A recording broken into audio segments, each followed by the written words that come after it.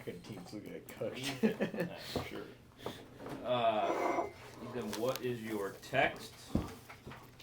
My text is Amos 2, 4 through 16.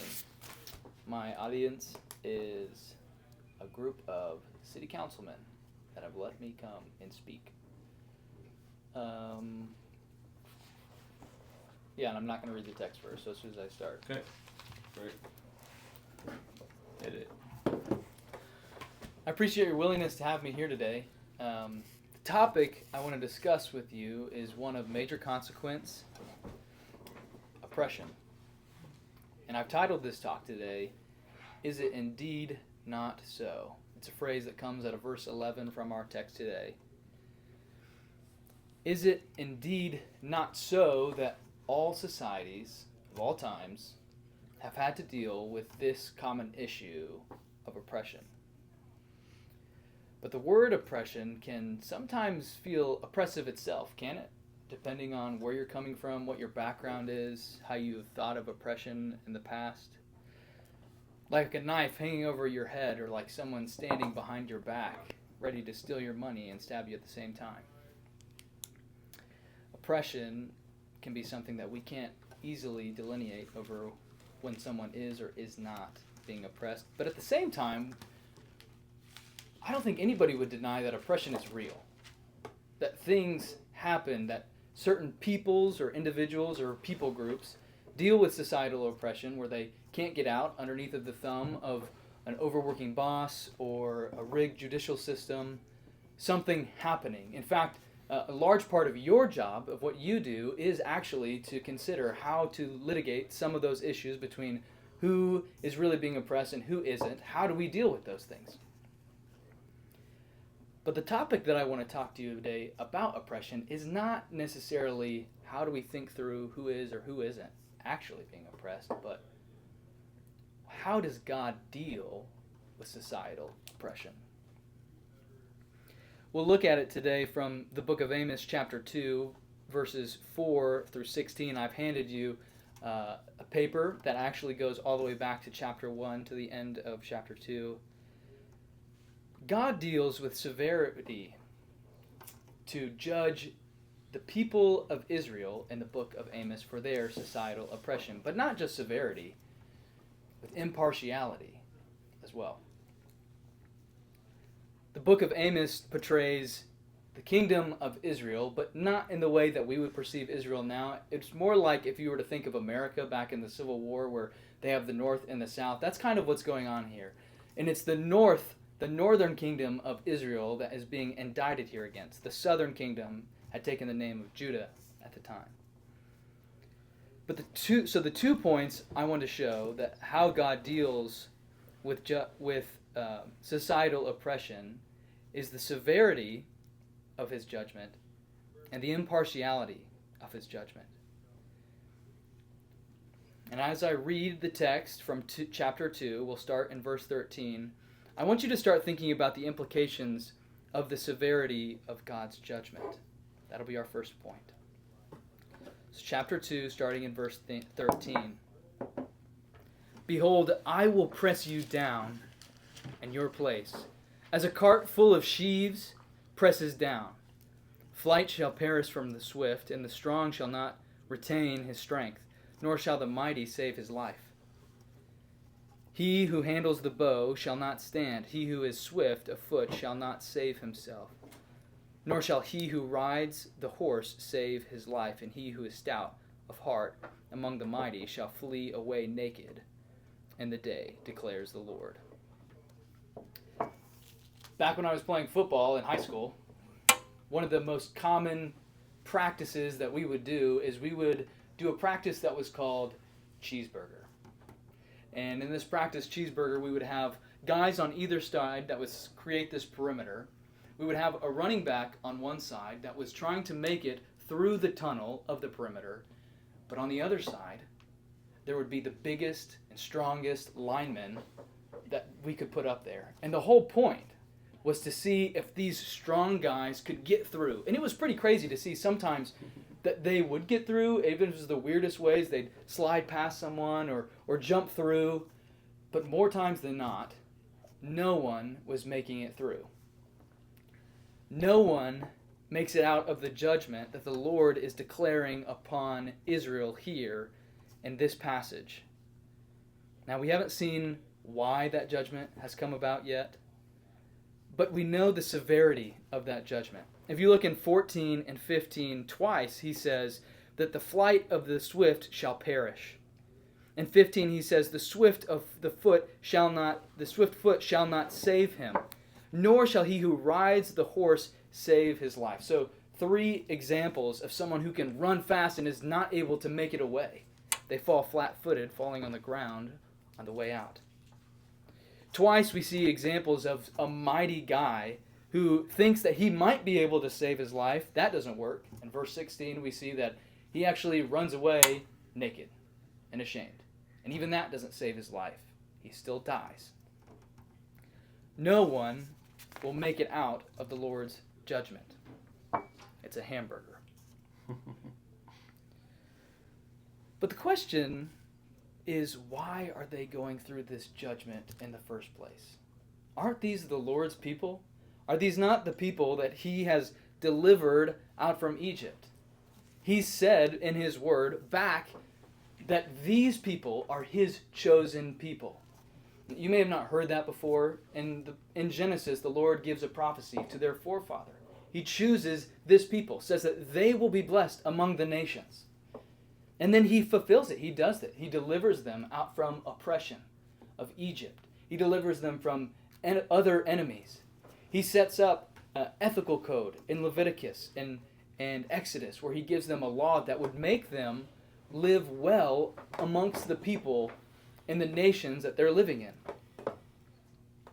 Why would this God, who cares so much about this people, who made it his effort, his aim, to set them apart among the nations, why would he judge them so severely? Well, as we see in the book of Amos, that this isn't actually the first time it's happened. I've taken you to this passage to show you the severity of the judgment that it's come to. But just because it ends right here doesn't mean that the Lord hasn't been talking about judgment this whole time. In fact, and if you look at chapter 1, verse 1, the book starts, "The words of Amos who are among the shepherds of Tekoa, which he saw concerning Israel." The whole point of the book of Amos is to talk about the judgment that's coming upon them. What's happened before our passage, though, isn't necessarily the judgment of Israel. He starts with Damascus, then he goes to Gaza, he goes to Tyre. You may have not heard of these. These are just nations around or would have been around at the time. And the Lord is talking about their oppression, the way that they are oppressing each other. And like a light being blown out, the Lord snuffs them out over and over and over and over again, all around them. This would be akin to if Britain got a lot of power today, and then all of a sudden they said, "Oh, we're going to send nukes on Cuba and China and Russia," and the whole time you're just thinking, wow, all of our enemies are being taken out. This is great. And it is great. And the Lord's judgment is completely severe until the judgment shifts.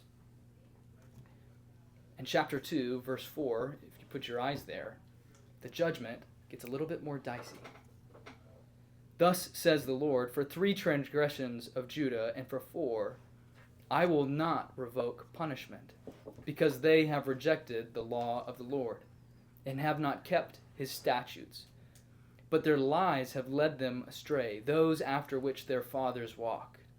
So I will send fire upon Judah, and it shall devour the strongholds of Judah."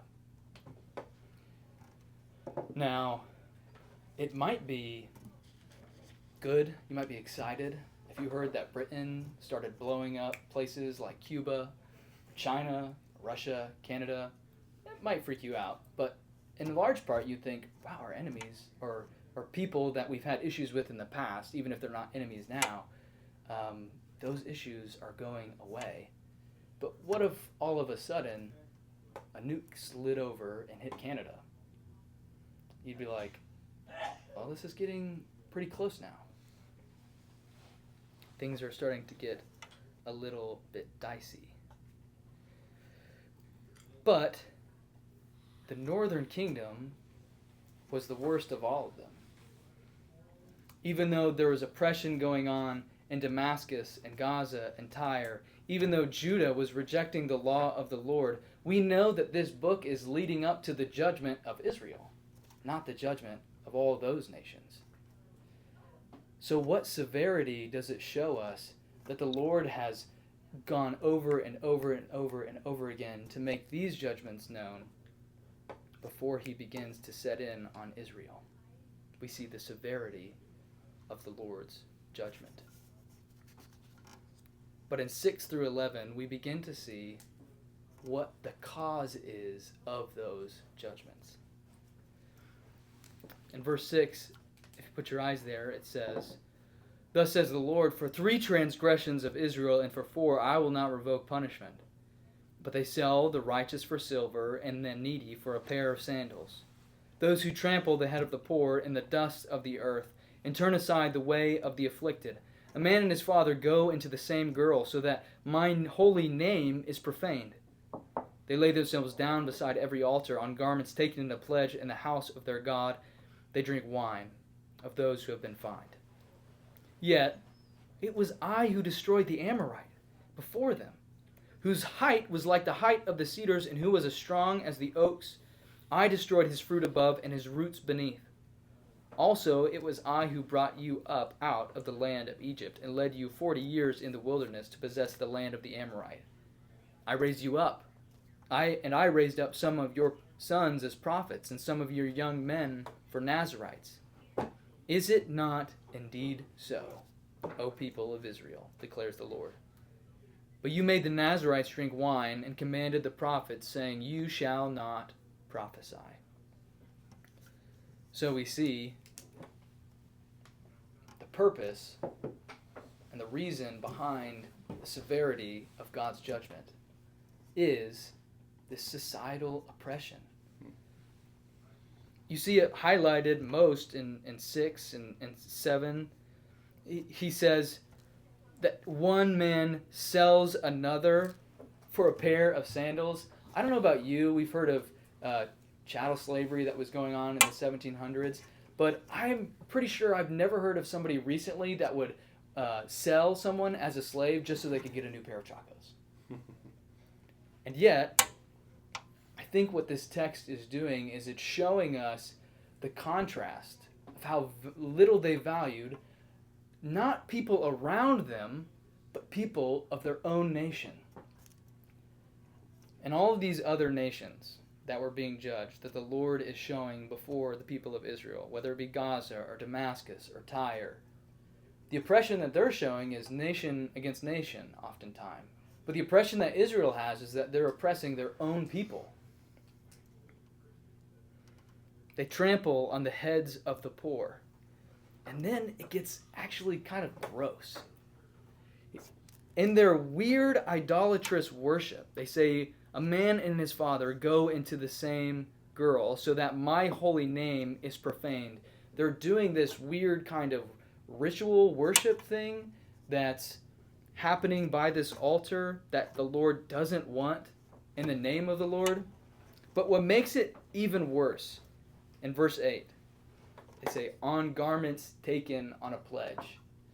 What this is talking about is if somebody was to loan you a garment or to give you collateral. So if I'm going to give someone money, in return what they would give me is a piece of clothing. And they're taking this clothing here, the clothing of somebody that they're oppressing, and they're using it for this ritual, disgusting worship. They're oppressing each other. Now, I don't know, or I don't think I've ever seen oppression to that extent, ever. But isn't oppression, societal oppression, doesn't that sound familiar? Haven't we seen oppressions like this before? Oppressions where one man takes another man's things, or a certain people group are neglected because a higher group of people want to steal what they have for their own benefit.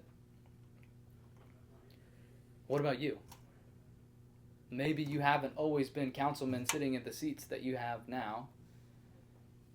Maybe you have a past life of being oppressed. Maybe the reason you're in the seats you're at right now is actually because you care about the oppressed. And you have this seat because you want to see them put down. You want oppression to be ended. Maybe your oppression wasn't then. Maybe it is now. How can you be oppressed? Maybe it's not that you were oppressed in any way like these people were, but are you oppressed by constituents, other supporters of your work that want to force you to make certain decisions that would benefit them instead of needful people that actually could use whatever resources that you could give them? Who cares? Who sees this stuff? Who knows when it will be fixed? God sees. God cares. God will fix it.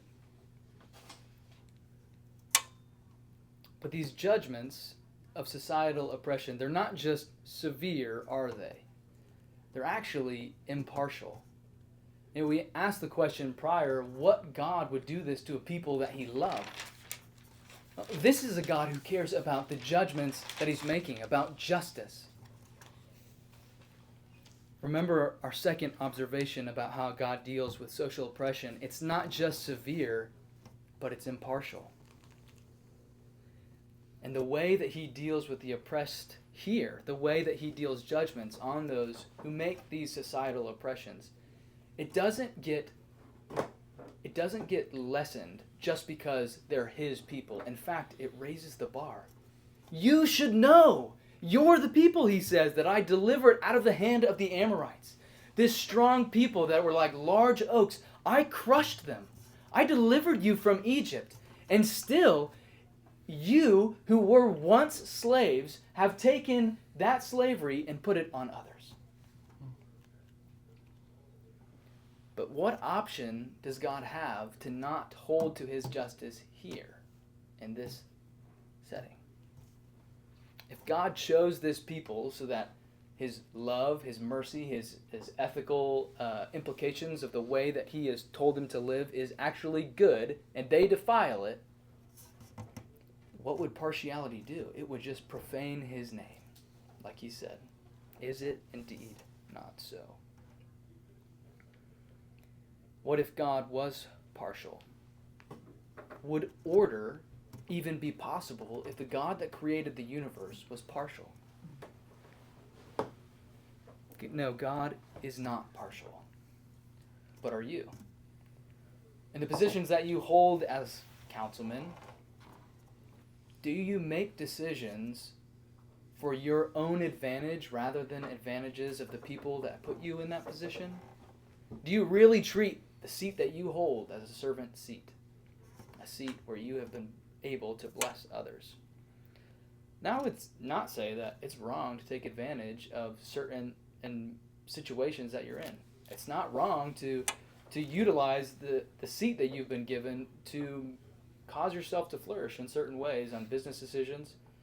But it's when you begin to start to do that more and considering yourself more than the ones underneath of you that when you actually begin to abuse that power that you've been given. So what I'd encourage you to do is don't do that. Because if you start to ask yourselves the question the next time you make a deal for yourself rather than for a needful person, who knows? Who will see? Will I get caught? Well, God sees. God knows. Maybe the most common temptation for oppression in your spot, but others as well, isn't necessarily that you would abuse your seat for oppression, or that you are being oppressed necessarily right now, but that you see oppression from the vantage point that you sit in and you don't want to stir the pot. You don't want to put your hands into that mess because you're afraid of what might come out. God was not afraid in this passage to hold to justice. You turn a blind eye towards justice, and everything starts going wrong. Pretending all of those issues aren't real just creates an endless downslide of chaos until you end up into a society just like this. But God sees and he knows. And just as he did with Israel, so he does now. God isn't one who can be swayed by a bribe. What assurance would we have of justice? What hope for justice would there ever be for those who experience injustices? When would they ever be vindicated? God isn't just severe in his judgments, but he's also impartial. But is that bad? Like, where's the hope? Is partiality really what Israel needed? Well, we've already said that. If they got partiality in this setting, then that means God's a liar and justice would never be had. No oppressive person, this poor girl in this setting isn't getting anything. She's hopeless. But what they do get, what Israel does get in this setting, is grace. Where's the grace in this setting? And how is grace any different than partiality? Well, the grace here isn't just getting off scot-free. The grace here in this setting is hearing a message that they can actually respond to and change from. Grace looks like a prophecy of judgment, a severe and impartial judgment. Grace is the announcement of that there is still time to amend their ways. And what about you? What irks you? Do you long for forgiveness for the ways that you have been impartial? Do you begin to see how the justice that the God of the universe has actually would be good for your society, maybe even more flourishing than how you're oppressing others right now? Well, grace has come for you, and his name is Jesus. Do you think that Jesus understood what it meant to be oppressed when he was unjustly pinned on the cross? A man who loved sinners, one who looked at the starving with compassion. He taught his disciples what it actually meant to care for the orphan, the widow, the poor. Jesus did not neglect the depressed, the oppressed. Grace isn't just amplified in the way that Jesus cares about the oppressed, though, here, but it's actually amplified in the warning of the coming judgment if societal oppression isn't addressed. Impartiality doesn't change, but the severity, the eternal damnation that comes, that is what gets introduced to those who don't care about societal oppression. And a greater warning to his people, just like God was warning his people in Israel. 1 Thessalonians 5, 1-3 says, "Now concerning the times and the seasons, brothers, you have no need to have anything written for you do yourselves are aware that the day of the Lord will be like a thief in the night. While people are saying, 'There is peace, there is security,' then sudden destruction will come upon them, as labor pains come upon a pregnant woman, and there will be no escape." There's no escape for the quick man, there's no escape for the mighty man, and there will definitely be no escape for the one who engages in this kind of oppression at any level without the hope of Christ. Christ has been placed on the throne because of his understanding and his sympathy to this oppression. He's died because of it. And he has given you the authority that you now have in your seats. So you have to ask a question. How will you use that authority? Seek to please him in all of your dealings. You may not be as bad as Israel, but strive to work for those who need help. And you need grace to do this. You need the fear of judgment to do this well, just like the rest of us. is this indeed not so? Oppression hurts, but if oppression is only ever met with partiality, that doesn't mean true vindication. Justice hasn't been served. Grace is more superior form of justice than partiality, and also a better option. What will it cost you to hear God's word? How will you respond to it? Would it cost you pride to say that you need help, to admit that you have a problem that you can't solve on your own? You don't need partiality. You need grace. Is that indeed not so? That's it.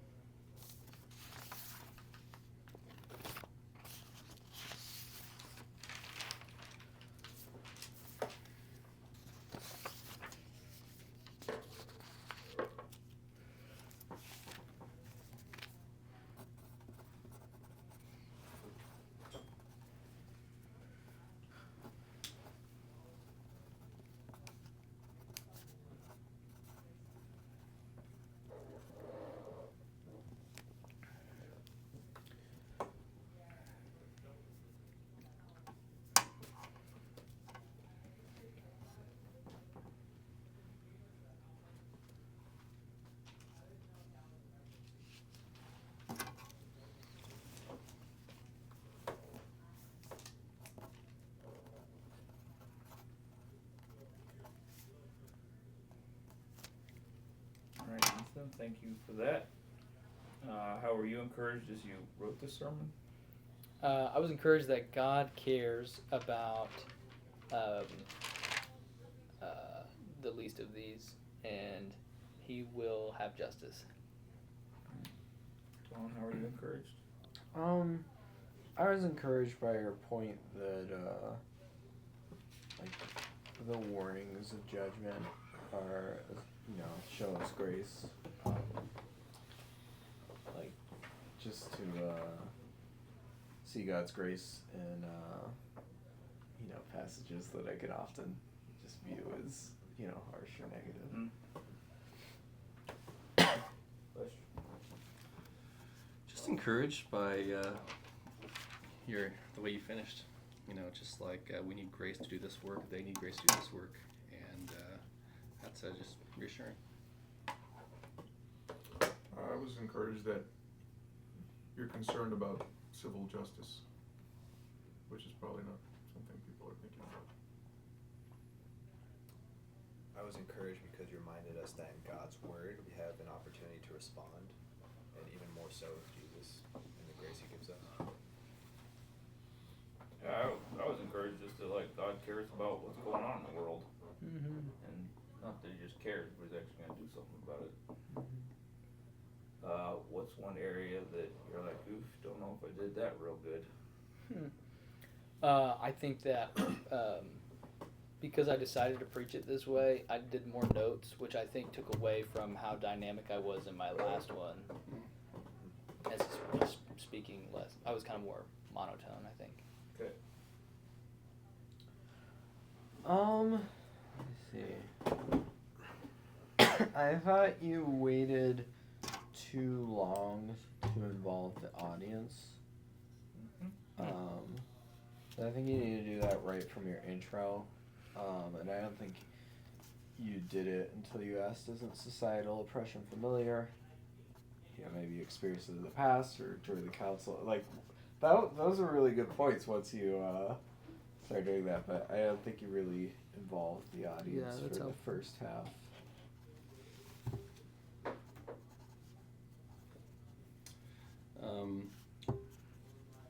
In your main point, you pull it that God deals with severity and impartiality, and you spend a lot of time talking about the severity part.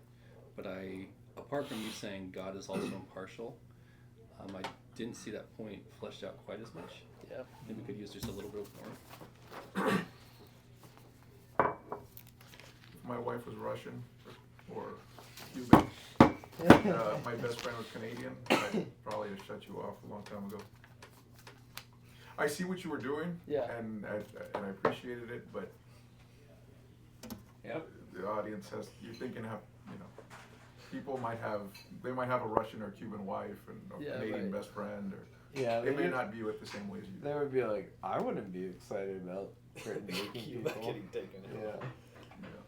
Yeah. So something to think about. Yeah. Were you shooting for a hybrid homiletical outline? So I was trying to, yeah, it was weird. So I was trying to preach the passage in reverse. So what I did was, I hit the end and then brought it back around in the beginning and then just did the middle. But I was trying to preach the passage in reverse, but I realized that it would be more helpful in literary context to include the passage on Judah. Okay. So, was it not helpful at all to do it like that? So I think your main point, God judges with severity and impartiality, and then you build on that like halfway Well, through. that was actually Yeah. not my main point.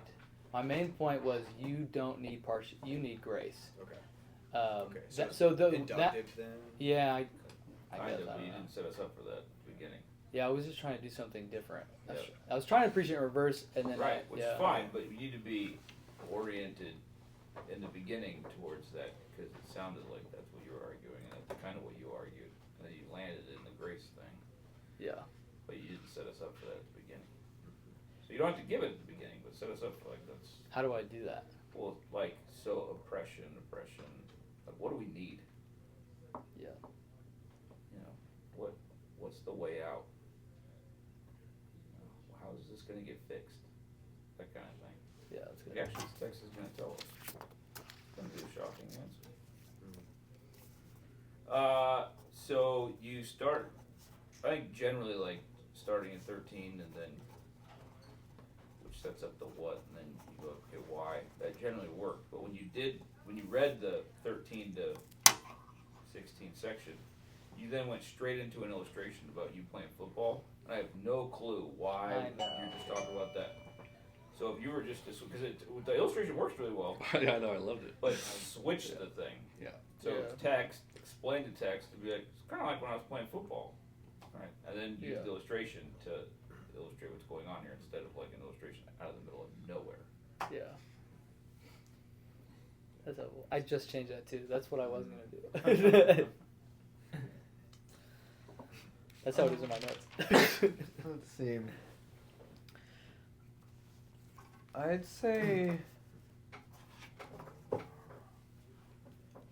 it was there. I just wanted like what I need to do or like how I need to respond to this be like crystal clear. And I think you were like making like good applications to like what this means for like my role as a counselor. But I think it was just like I just wanted like that like super like clarity like that, you Yeah. know, one point just like Right. stab me in the heart with Yeah, that's probably helpful. yeah. Post gospel connection, super clear. Mhm. Other point, Chief.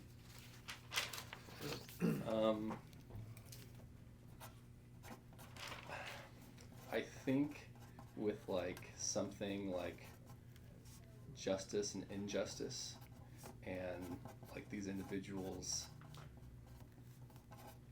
sort of living out their work and doing their work, I think like I commend you for doing it. But I think you just have to be really, really careful, like in making an assumption or an accusation that they're not doing it or they're seeking out personal gain. So you might be alone in this. I don't think that's what you were doing, but there was like some times where it was kind of like, dang, this guy's like calling me out over here. Accusatory. You Well, know? Yeah. It was confusing because you started out with saying like, oh, maybe you're a counselor to fight oppression. Yeah. And that it's like, oh, you're being oppressive. And that was like one of the things I was thinking about like with your intro, just how you like started with talking about oppression. I try to put myself in the seat of the city councilor and be like, oh, thinking to myself like, oh great, another crusader is gonna tell me everything I'm doing wrong. But But at the same time, like, you've had some cojones, and like, I can't even like knock that. Yeah. So Yeah. And it could have been like I think a better way. I thought it was great that you started with like maybe you're oppressed, man. That's why you actually have this job. yeah, that was And good. then to just go like instead of like, but maybe you're oppressing people, which is true, but like just might like get them to not listen. Be like, let me encourage you to not use that to oppress others instead of like making the assumption that maybe we are. Mm. Just be like, don't use it to do this kind of stuff. Yeah. Which is in essence, you're getting the same thing. You're getting the same point of like, if you are, you're gonna get roasted. But just like you're not Right. breaking in and assuming that we're doing it. Although we probably are, but just when you're not. Yeah, I had a similar note.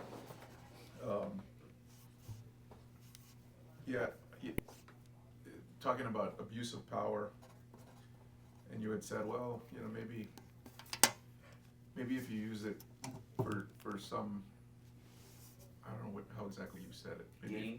Yeah, if you use Personal it for profit. some personal gain, it's okay, but Yeah. Well, it's a, How much personal gain? well, I wanted to delineate. It's like, hey, just because you're in that position doesn't mean all personal gain is bad. no, I totally get that. Like, I know what you meant, but I wonder. It came across as like I should have just oppress people a little bit. I should have Yeah. illustrated just, that. just get a portion. Like this is what you're supposed to be using it for versus maybe illustrated. Right. It's concession. In your context and explaining like where Israel is at here, you said this is probably minor, but you said that they're in a civil war like America.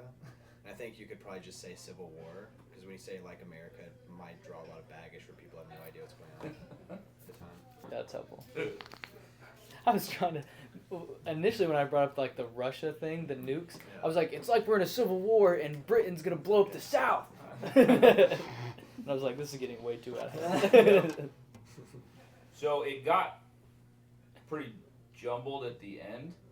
Yeah. This gets kind of to Dawn's thing where it was like, I understand that I need grace, but, and you did say that like it's in Jesus or whatever, but like as you got to it was like real quick and then it was like, I need grace to do this thing, and it just got like murky as far as like, how do I get the grace? Right. Where's the grace? Is it the Jesus thing? It was just too many like, Jumps. essentially very vague lines that were you kind of they weren't completely disconnected. They were like dots on it, but it was just like very vague lines, and I had to be paying real close attention to catch what you were Trying to do. tying all that together. Yeah. Uh, I didn't need to say. Well, I did need to talk about Jesus cares for the oppressed. oh yeah, that was all fine, but just like just make it more concrete at the end. Right. Just on the real quick on the nuke thing. I don't know how else to illustrate that. Yeah, how that feels my for one the audience. suggestion was like just turn down the scale of it, and like since you're talking to city councilors, you could do like, would it be great if like all the corrupt counselors you knew, were being called out and being charged, and then like, oh, but what if that happened to you? Yep. Or something like that. I don't know. Yeah, what if the nation to the north was taken out, and then the north nation to the east was taken out, and then the nation to the south, it kind of, yeah. 'Cause the problem with that is in the world we live in, you're always going to upset somebody, especially a councilman. You're like, hey, did you hear what that guy said? Who did you bring to speak? He's talking about nuking Russia. Yeah, exactly. What's something you tried that you're like, okay, I'm making some progress here? I think my arrangement did not utterly crash and burn like I was afraid that it was going Okay. to. All right. Think you're going to do well? Thought we were done after the critiques. That's all I We've care only done about. this for 18 weeks. Get back to me. I got a good thing.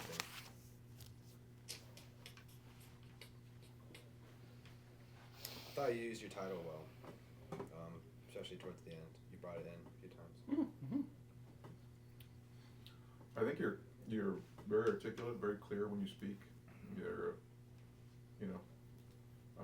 I didn't hear you speak before. You said you were a little bit more dynamic, but as far as your communication skills are very clear, very easy to listen to. Yeah, he didn't used to be. You've never even heard. I think understanding what they do is really hard, and I think you made a really great effort to understand like their responsibility. And it's just like there was no confusion about who you were speaking to, and that was really great, really hard, and I think you did a really good job. We weren't super big fans of the nuke illustration, but one illustration I really liked was. Well, no, one illustration I really liked, it was like short but really effective, was like the lights being snuffed out. And even how you like demonstrated that, like this, like that's something, that was a great way to like physically like really press that illustration in. I thought it worked great. Yeah, so you did a really good job of explaining a lot of what's going on and covering a lot of ground in a way that, like, if I don't know anything about the Bible, it was pretty easy to understand. Yeah. I didn't get, like, lost or it didn't get complicated. And you did a lot of explaining. Even just, like, setting the scene and, like, who these people are and all that kind of stuff. I'm like, oh, okay. I got a decent understanding of this. I think you did a good job at showing how Jesus amplified what you're getting at before. You made it explicit too. I think somebody already said this, but bringing in the audience early was good.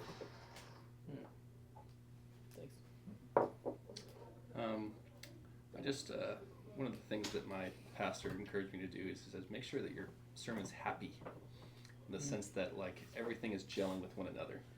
You know, it's like when you make a stew, you want it to be happy when you taste it. So it should take like 3 days to kind of get happy, and that was your sermon. It was just like everything was together, and I thought it was really effective. That's funny. My pastor's never told me anything. Just because I smile too much.